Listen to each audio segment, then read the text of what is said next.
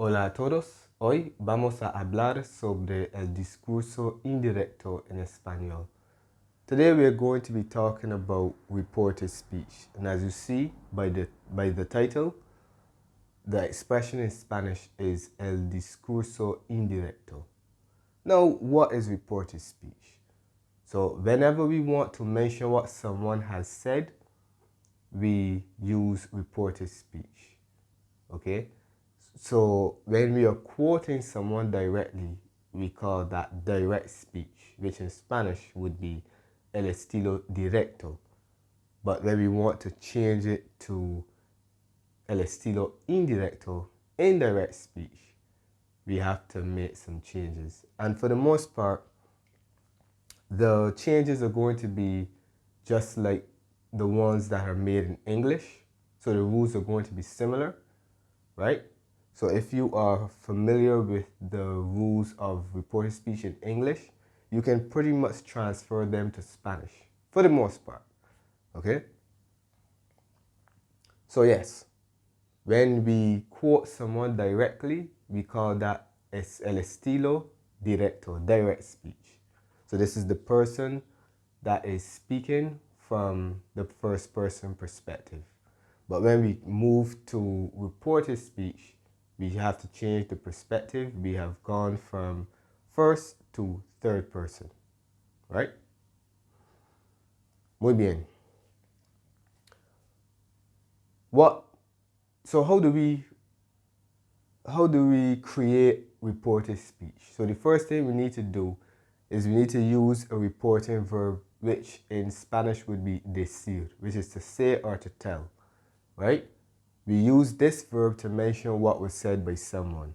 We can use other verbs because there are other verbs that are known as reporting verbs, but decir would be the most common, right? So other examples include insistir, contar, and explicar. Insistir, to insist. Contar also has a similar meaning to decir, as in to say or to tell. But mainly to tell, and explicar, to explain. So let me give an example with one of those verbs.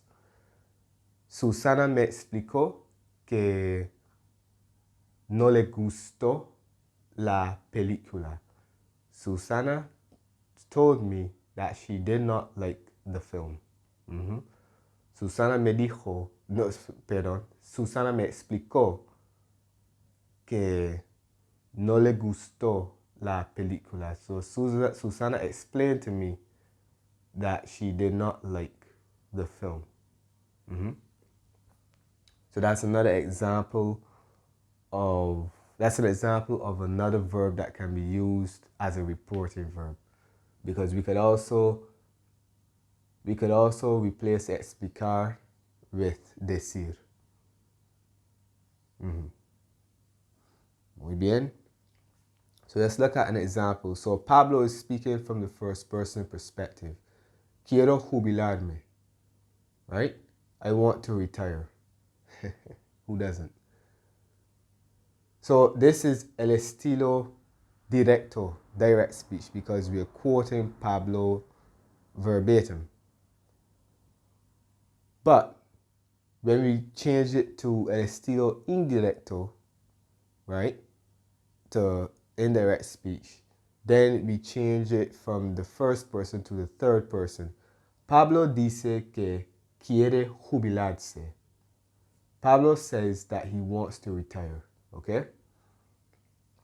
So we see that the reflexive pronoun has changed. We have changed it from me to se, and our verb has changed. Quiero to quiere, because we are now talking from we're now speaking from the third person point of view.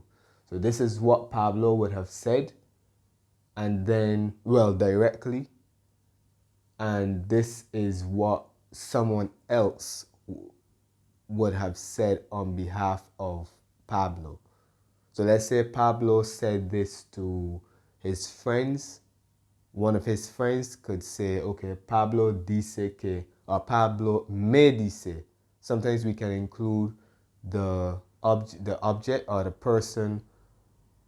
uh, the person who receives the information.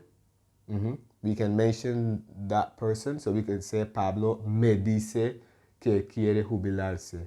Pablo tells me or says to me that he wants to retire. But in this case, we chose not to include the recipient of the information. Yeah? Now, the original sentence was in the present tense, and we kept the tense. We used the reported verb in the present tense. But what happens if we change it to the past tense? But if we change it to the past tense, then of course our verb must change. Pablo dijo que quería jubilarse. Pablo said that he wanted to retire. So you see that we have gone from the present to the imperfect. Okay?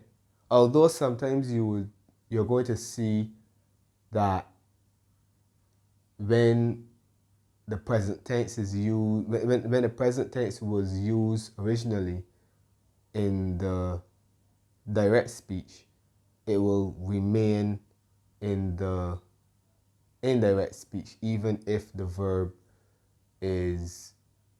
reporting verb is used in the past. But my recommendation would be to maintain consistency with tense, right? But we're going to get to the rules of tenses shortly. But if the reporting verb is in the present tense, then you keep it in the present, right? If it's in the past, then some changes have to take place depending on the tense of the direct speech, right? But once again, we're going to get to that. Another key piece of information. I told you that decir is a reporting verb, so we use decir to mention what someone said to us or what someone said. But decir can also be used as a command, okay? So we have to ascertain whether it is a command or a statement. If it is a command, we must use the subjunctive. Very important. Muy importante. We have to determine whether decir is given and it is used to give an instruction, or if it is used to report information. So in the event that it is used to give an instruction, we use the subjunctive. For example, so profesora, let's say this is a teacher and she is giving instructions to her class. Estudien para sus exámenes. Study for your exams. Okay, clearly that is an order, that is an instruction. How would we report that? Of course, we use decir.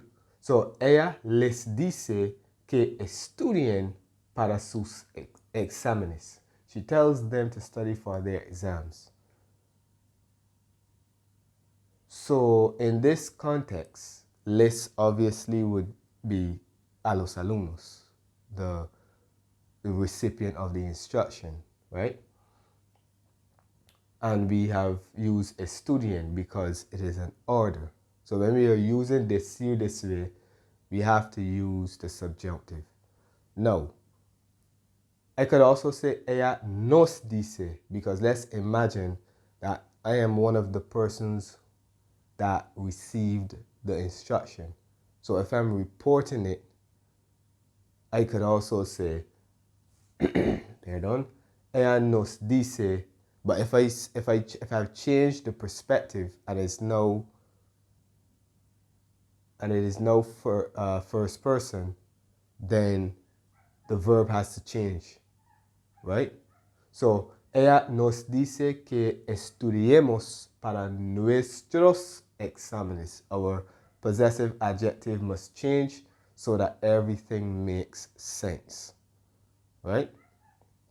Because we've moved from the students as the third person to the students as first person. Once again, if we change the tense, ella les dijo que estudiarán para sus exámenes, right? So she told them to study for their exams. Similarly, ella nos dijo que estudiáramos para nuestros exámenes. She told us to study for our exams. So whenever we're using decir, we have to ascertain whether we're using it as a reporting verb or whether we're using it as a reporting verb or a command. And if we're using it as a command, we must use the subjunctive. Okay? Good. Now, let's see the rules. No, before we get to the tenses, we can also use reported speech for questions. So if we want to repeat a question that was posed to us or just posed. Okay, for example, let's say someone says to me, completaste la tarea? Did you complete the homework? So whenever we are placing questions in reported speech, we use the verb preguntar, which is to ask, and we use si, if, right? So if someone asks me, completaste la tarea? Did you complete the homework? And my response would be, okay, sí, in that context. But if I'm reporting that question, I would say, okay, ella me preguntó si yo había completado la tarea. She asked me if I had completed the task or the assignment. Ella me preguntó si yo había completado la tarea. So when we are reporting questions, we use preguntar and si.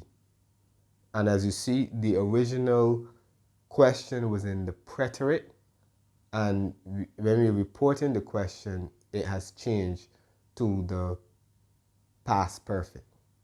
And again, you'll see that when we get to the different tenses.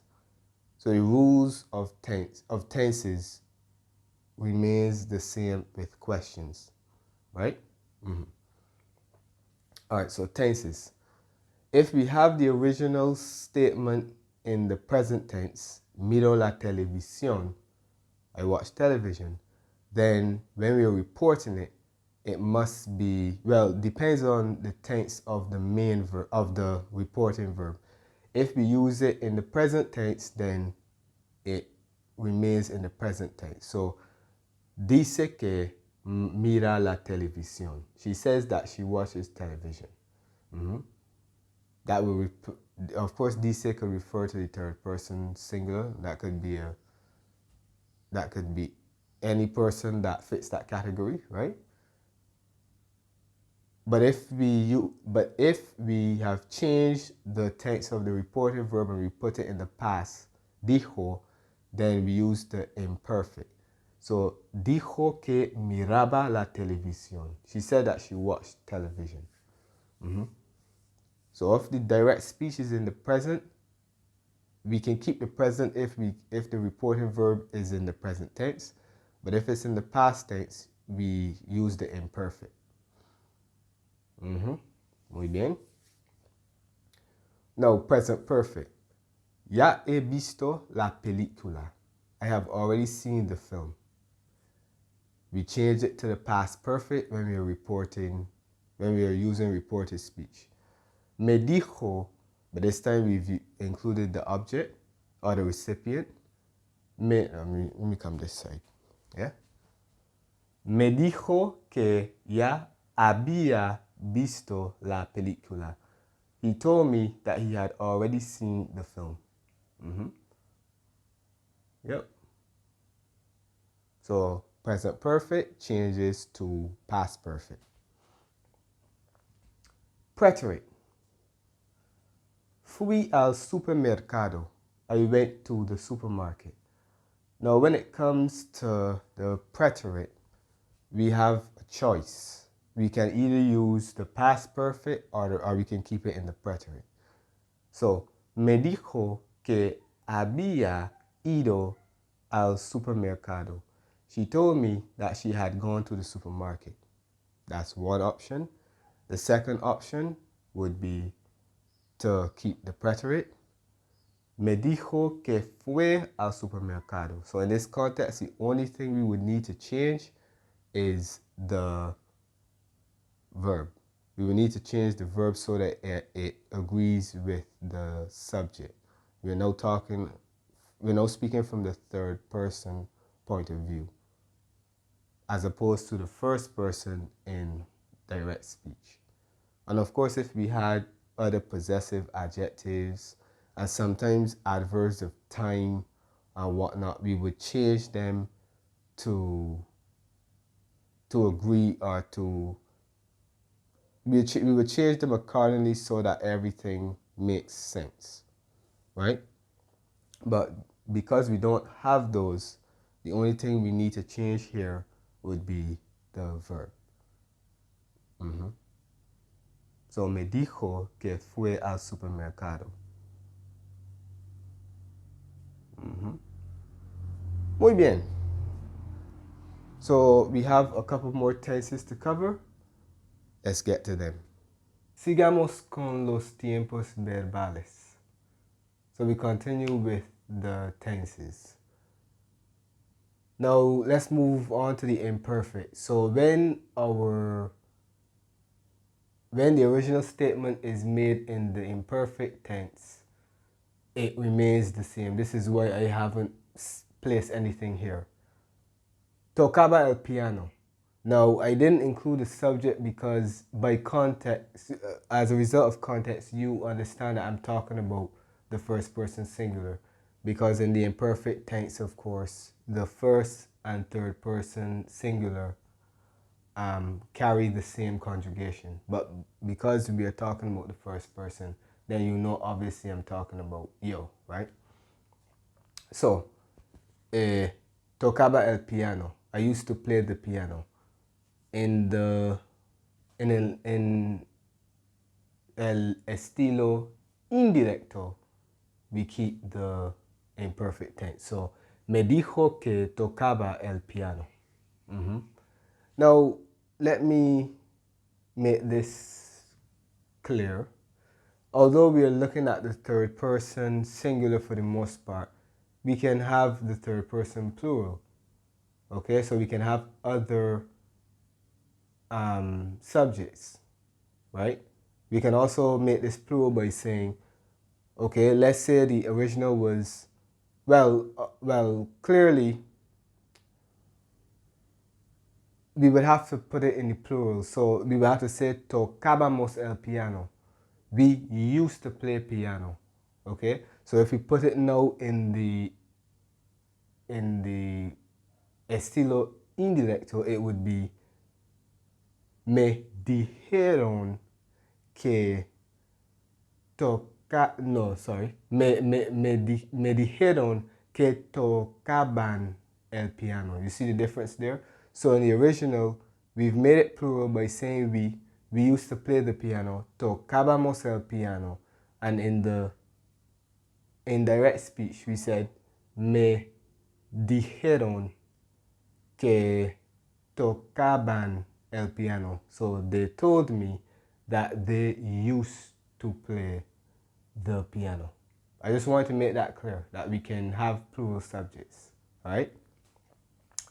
Sigamos. Let's continue. So when it comes to the past perfect, like the imperfect tense, that remains the same. Ya había salido cuando el maestro entró a la clase. I had already left when the teacher entered the class. Once again, because of context, you know we're talking about yo. Me dijo que ya había salido cuando el maestro entró a la clase. So she told me that she had already left when the teacher entered the class. Once again, through context, I would have to put A at the front so that it's clear that we're speaking from her perspective. But once again, we're not really going to stress that because this is just for the sake of explanation. Okay? Simple future. Plancharé la ropa. I will iron the clothes. In the indirect speech, we change it to the conditional. Okay? So, me dijo que plancharía la ropa. She told me that she would iron the clothes.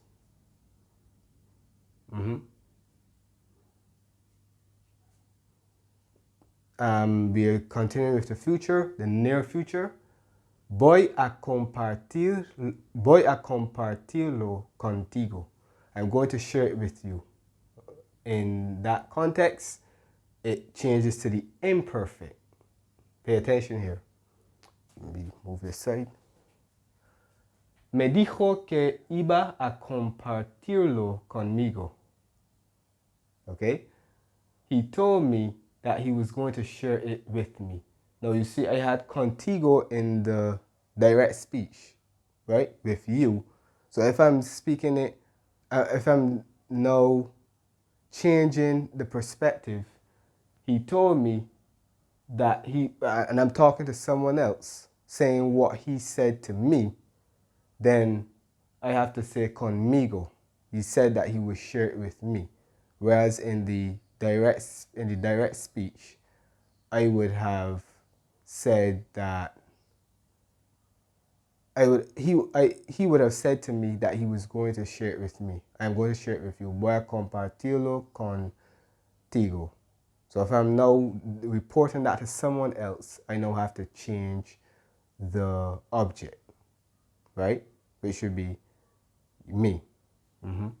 So he told me that he was going to share it with me.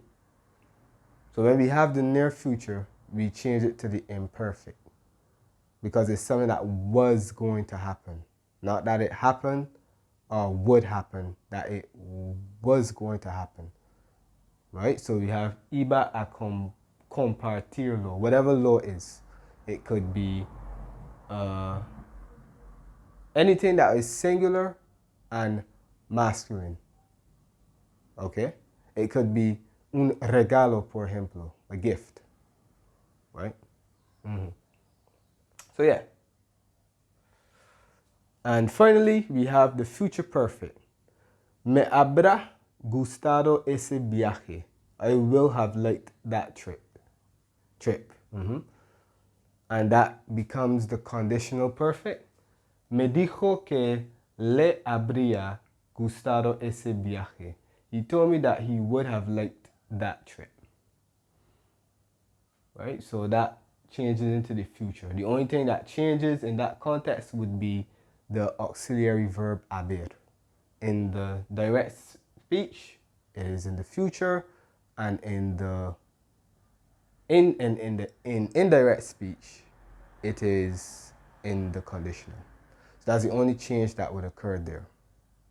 And of course, the pronouns.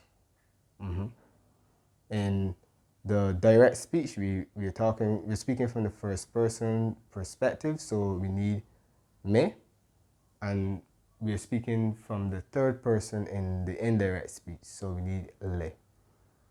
Okay? Muy bien, eso es todo por hoy. Espero que ustedes hayan entendido lo que hemos estudiado hoy. Muchas gracias por ver mis videos como siempre y nos vemos en el próximo video. Chao.